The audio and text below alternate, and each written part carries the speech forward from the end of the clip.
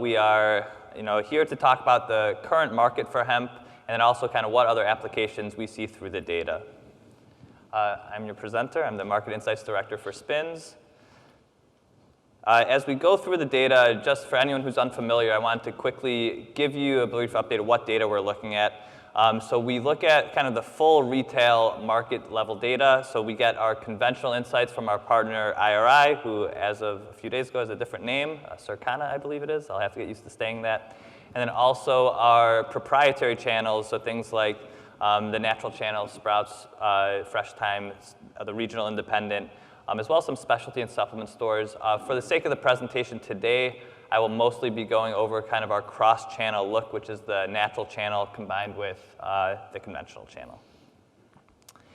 And what we do with that data coming in, so we get all that POS data and we layer on product intelligence. So this tells you all the information you need to know about a product, what the trends are happening in the industry, and where they're going. So a lot of things relevant here. We look at functional ingredients.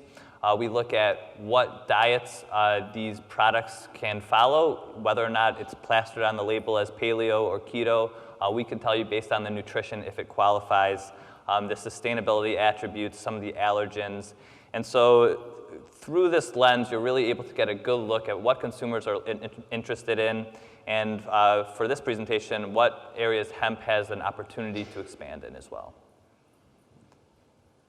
And so when we take a look at only the seeds, so just the seeds space, we look at, here are a few of the other kind of super seeds that are selling in retail now. And so you see right now, hemp is below things like chia and flax. But as Ali mentioned, with the nutrition profile, we see a lot of opportunity for expansion, similar to some of those booms that we've seen in flax and chia to begin with. And this is just kind of the bags of seeds. And also, the 2-year growth rate for hemp, so you saw it had a big bump 2 years ago at 7.5% across channel, and it's been flat the past year. And so there are a few things that kind of played into that. We know there were a lot of supply issues that came about with the war in Europe. There were also a big brand that had some supply chain issues as well. But the 2-year trend at 7.5% is still pretty strong for the seed market. And so when we look at hemp seeds as an ingredient, so this is what other products are using hemp seeds in them beyond just buying the seeds in the bag. So you see there's a lot of interesting categories that you probably wouldn't have thought of right off the bat. So things like creamers and creamers, hot cereals, candy, frozen entrees. So a lot of things are adding hemp seeds in for a lot of those nutritional benefits. So when you're looking for a plant-based product, and instead of using kind of one of those plant-based alternatives, sometimes you see them adding a super seed like hemp seed in there as well. Juices and functional beverages that we'll get into. And so you see a lot of these categories are really innovating, adding hemp when they're trying to look into their sustainability missions, add to their functionalities. I think it was mentioned earlier, but as of course, it's THC free, and so that's why it's comfortable being in things such as baby food, big brands there, granola to add to the protein, fiber content. Some of these plant-based positionings that I mentioned, all throughout the store, there's an opportunity for hemp seeds to play a role in both aiding in the nutritional profile as well as the sustainability mission. And then, of course, functional beverage. As was mentioned before, hemp seeds is something that's really kind of grew up in the supplement channel, even though it is a food. But you see usually what's popular in supplements making its way into food and beverage, usually through the functional beverage space first. And so you are seeing a lot of beverages using hemp for a variety of ingredients that way. And so you can kind of trace this to some of the trajectory of some of those larger categories so far, a little bit more mature with these super seeds. And so you see things like chia, things that contain chia seeds, things that contain flax and sunflower seeds. You see they're finding a lot of new categories for growth, so really expanding beyond the store. And you're going to be able to, if you're able to ever walk up and down these aisles, not like today where it was like 15 minutes per aisle with all the congestion up there, but you're going to see so many superfoods in innovative categories when you walk up and down the aisle. So the consumer's craving innovation, and all these different ways to add nutrients in this either plant-forward space, and also protein has always had that halo around it. Fiber is really gaining steam. So you see things like flax and things like pasta, both refrigerated and shelf-stable. Wellness bars is always an area of opportunity for functional products. Chia is finding things in jams and jellies and even frozen fruits and vegetables. So there's a lot of ways to just reimagine some of the growth in these different categories when you're adding some of these super seeds. And so when we look at kind of the 2-year growth, as I mentioned, you could see which types of diets they align to. So whether it's a keto product, a paleo product, or a vegan product, or following the Whole30, we're able to track that based on the nutrition facts panel and the ingredient statements. And so you could see, as a ingredient, hemp seeds was flat last year. And you can see for certain diets, you see a larger growth, especially within the 2-year trends.